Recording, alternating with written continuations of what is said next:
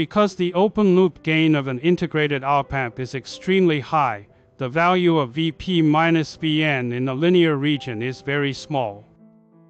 In most cases, the input signal amplitude is far greater than this value. If we were to directly amplify Vp minus Vn as the input, the op-amp would not be able to remain in its linear region.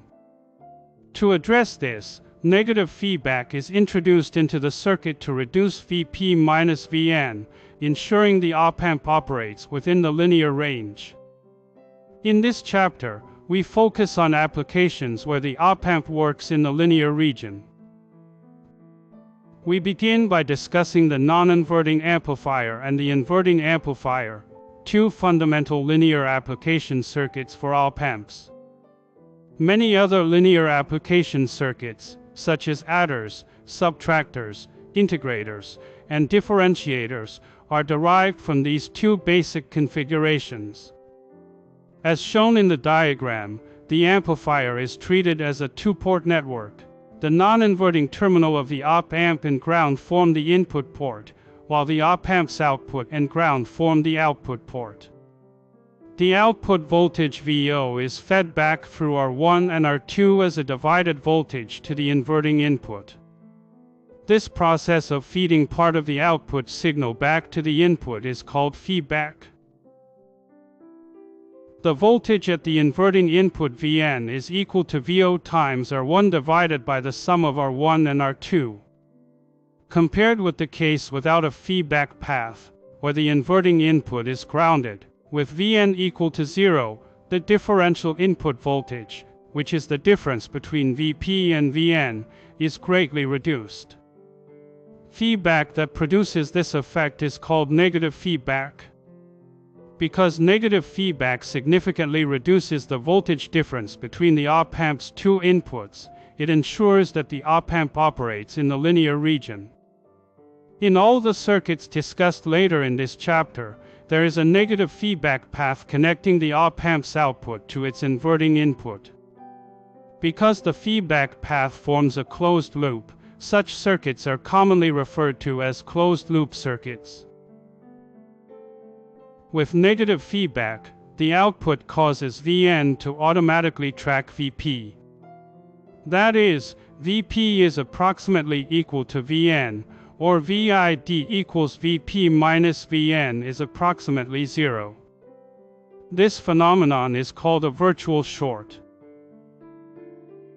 Since the op-amp's input resistance Ri is very high, the current between its two inputs, Ip, is equal to the negative of In, which is Vp minus Vn, divided by Ri, and this is approximately equal to 0. This phenomenon is called a virtual open. The concepts of virtual short and virtual open, both resulting from the use of negative feedback in op-amps, are powerful tools for analyzing a wide range of linear application circuits built with op-amps, and must be thoroughly mastered. Amplifier parameters. Since the op-amp operates in its linear region, the ideal characteristics of virtual short and virtual open can be used to analyze the parameters of the op-amp. Voltage gain.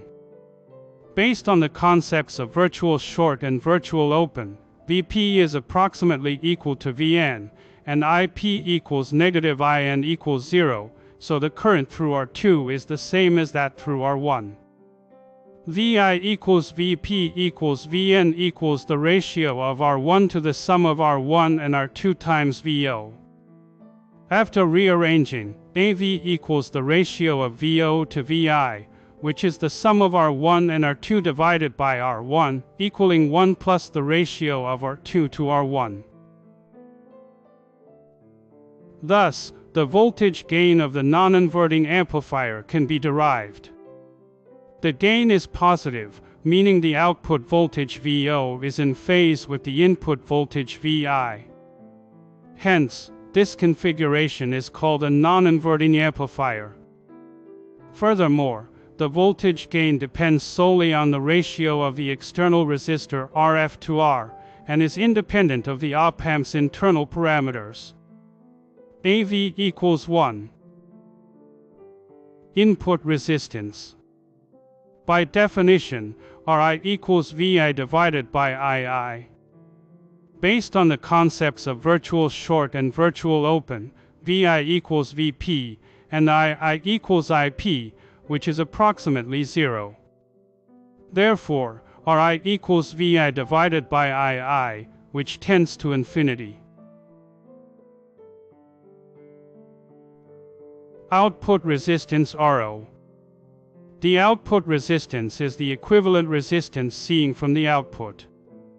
From the circuit, we can see that the output stage consists of the ideal op-amp's resistor network R1 and R2, and the op-amp's internal output resistance Ro equals 0, which is in parallel with R1 and R2. Therefore, the circuit's output resistance is 0. That is, Ro equals 0. In the equation AV equals VO divided by VI, which is equal to 1 plus R2 divided by R, when RF is 0 and R is infinite, i.e., RF shorted and R open, the gain equals 1, as illustrated in the figure. It is evident that the output voltage VO is equal in magnitude and in phase to the input voltage VI. Therefore, this circuit is called a voltage follower. Similarly, we find that its input resistance Ri is infinite and its output resistance Ro is 0. The voltage gain of a voltage follower is 1. Does this mean it makes no contribution to voltage amplification? Let's look at an example. When a signal source Vs with an internal resistance Rs equals 100 kiloohms directly drives a load RL equals 1 kiloohm, the voltage across the load is as follows.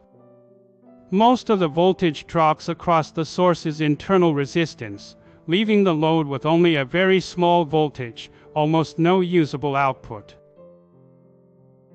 If we insert a voltage follower between the high impedance source and the low resistance load, the voltage follower has an input resistance approaching infinity and an output resistance approaching 0.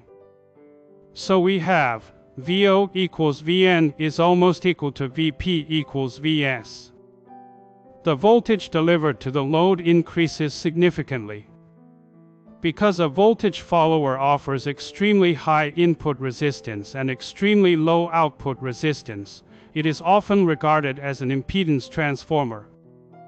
It is commonly used between a high impedance voltage source and a low impedance load to provide isolation or buffering. For this reason, a voltage follower is also called a buffer or isolation amplifier. In this lesson, we studied the non-inverting proportional amplifier, where the signal is applied to the non-inverting input. The output voltage VO equals 1 plus RF over R times VI. The voltage gain depends solely on the ratio of the external resistor RF and R, and is independent of the parameters of the integrated op-amp. That concludes today's lesson. Thanks for watching. Thank you.